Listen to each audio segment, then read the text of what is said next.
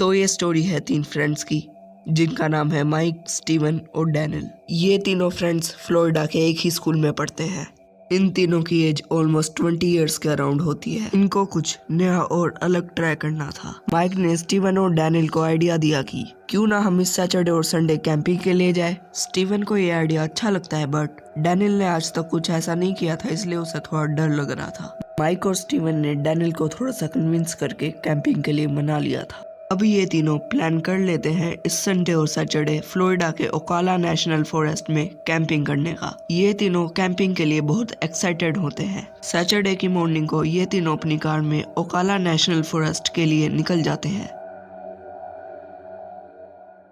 उनको 2 घंटे लग जाते हैं वहां पहुंचने में। जब वो वहां पहुंच जाते हैं और कार से अपना सारा सामान उतारने लगते हैं, डैनियल को थोड़ा सा वियर्ड फील हो रहा होता है और ये बात वो स्टीवन और माइक को भी बताता है। बट वो दोनों डैनियल को कहते हैं कि तुम पहली बार ऐसी जगह आए हो, इसलिए तुम्हें ऐसा फील हो रहा है।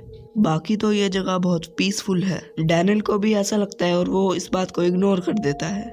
वो तीनों अपना सारा सामान और टेंट लेके कैंप साइट की तरफ पैदल जाते हैं। कैंप साइट पे पहुंच के वो अपने दोनों टेंट लगाते हैं। माइक कैंप फायर के लिए लकड़ियां लेने जाता है और ये सब करते करते रात के 8 बज जाते हैं।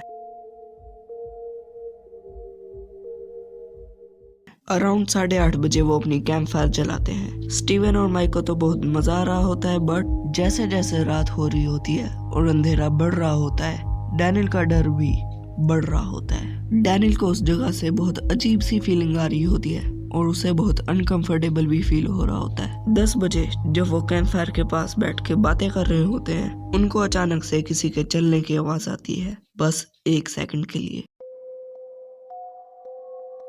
डैनियल उस आवाज से बहुत ज्यादा डर जाता है। स्टीवन डैनियल को शांत करते हुए बोलता है कि ये तो बस पत्ते हिलने की आवाज थी, बट डैनियल इस बात पे विश्वास नहीं करता। माइक टॉर्च लेके थोड़ा पास में देख के आता है, जस्ट फॉर सेफ्टी और डैनियल का डर कम करने के लिए। 2 मिनट बाद माइक वापस आ जाता है और डैनियल को बोलता है कि यहाँ पर कोई नहीं था, वो शायद बस पत्ते हिलने की आवाज होगी। ये सुनने के बाद डैनियल थोड़ा सा शांत हो जाता है और ये तीनों डिसाइड करते हैं कि उन्हें अब सो जाना चाहिए, क्योंकि अभी बहुत रात भी हो चुकी होती है और वो बहुत थक भी गए होते हैं।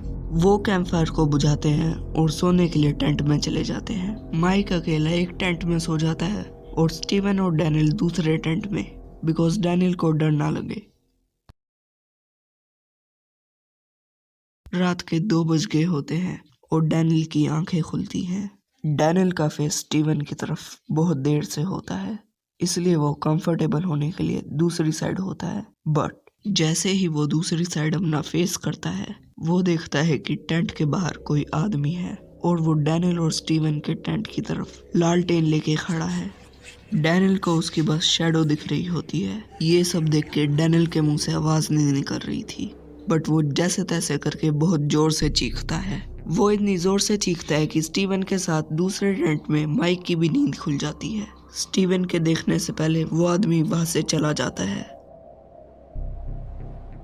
माइक अपने टेंट से निकलता है और स्टीवन और डैनियल के टेंट में जाता है। स्टीवन और माइक डैनियल को शांत करते हैं और पूछते हैं कि क्या हुआ, ऐसे पागलों जैसे क्यों चीखा तू। डैनियल उन दोनों को बताता है कि उसके साथ क्या हुआ। माइक टॉर्च लेके बाहर चेक करने जाने लगता है, बट स्टीवन और डैनियल उसे रोक देते हैं, क्योंकि इतनी रात को ऐसे ही जंगल में निकलना बहुत रिस्की है। माइक उन दोनों की नहीं सुनता और वो एक टॉर्च और एक कुल्हाड़ी लेके बाहर चेक करने जाता है। माइक को बाहर गए हुए आधा घंटा हो जाता है, बट वो अभी तक वापस नहीं आता। स्टीवन और डैनियल बाहर नहीं निकलना चाहते, बट माइक को ढूंढने तो जाना ही पड़ेगा। वो दोनों डिसाइड करते हैं कि अगर 10 मिनट में माइक वापस नहीं आता तो वो बाहर जाएंगे और उसे ढूंढेंगे। 5 मिनट हो जाते हैं। स्टीवन और डैनियल माइक के आने का वेट कर ही रहे होते हैं कि तभी उन्हें टेंट के बाहर कुछ वियर्ड आवाज आने लगती है, जैसे कि कोई किसी चीज को घसीट रहा हो। स्टीवन और डैनियल के चेहरे पर डर साफ दिखाई दे रहा था। उस आवाज के बाद उन्हें कुछ और आवाज आने लगती है और वो आवाज काफी वियर्ड होती है, जैसे कि कोई कुछ चबा के खा रहा हो। स्टीवन और डैनियल डिसाइड करते हैं बाहर निकल के देखने का। स्टीवन टेंट की जिप खोल के बाहर निकलता है और देखता है कि कोई आदमी उनके टेंट की तरफ पीठ करके कुछ खा रहा होता है। स्टीवन जब ध्यान से देखता है तब उसे दिखता है कि जो चीज वो आदमी खा रहा था वो और कुछ नहीं बल्कि उसका फ्रेंड माइक ही था। डैनियल भी ये सब देख लेता है और स्टीवन डैनियल के मुंह पे हाथ रख लेता है ताकि डैनियल चीख ना सके।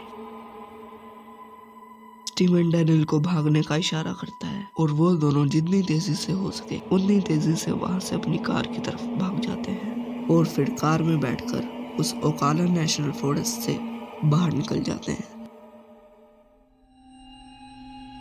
ये सारी कहानी उन दोनों ने माइक के पेरेंट्स और पुलिस को बताई। पुलिस ने 1 हफ्ते तक ओकाला नेशनल फॉरेस्ट में इन्वेस्टिगेशन की पर उन्हें वो आदमी नहीं मिला। स्टीवन और डैनियल ने अपने बेस्ट फ्रेंड को उस रात खो दिया। इस हादसे ने उन दोनों को हिला के रख दिया था। उन दोनों ने इस पूरे हादसे के बाद कैंपिंग करने का कभी सोचा भी नहीं।